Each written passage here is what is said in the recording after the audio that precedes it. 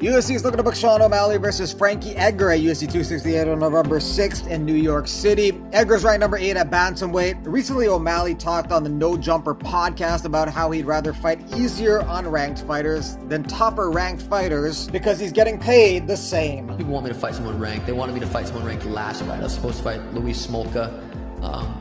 For me, I have a contract to fight a certain amount of fights, and I'm going to get paid a certain amount of money, whether I fight Luis Smolka, the dude I was supposed to fight, or I fight Peter Yan, the number 1 bantamweight in the UFC. I get paid the same. I'm going to fight this dude. And I'm going to fight this dude on a Conor McGregor pay-per-view. Because you just keep getting better, too. I just keep getting better. I'm going to keep improving.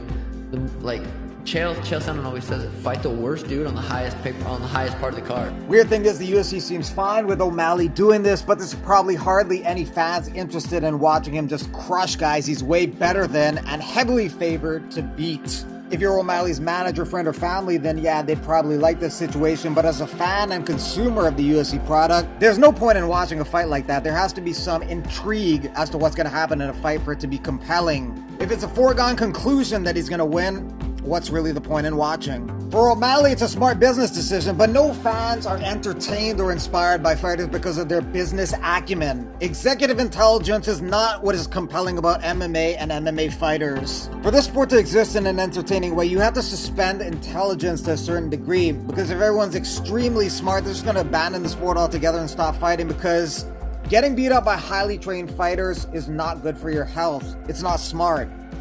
Or they're going to fight in the most strategic, safe, and boring way possible. O'Malley's a great talent, so it's unpleasant to hear him sounding like he wants to be the king of mauling mediocre fighters. He ain't a Khabib, but imagine Khabib only fought unranked opponents.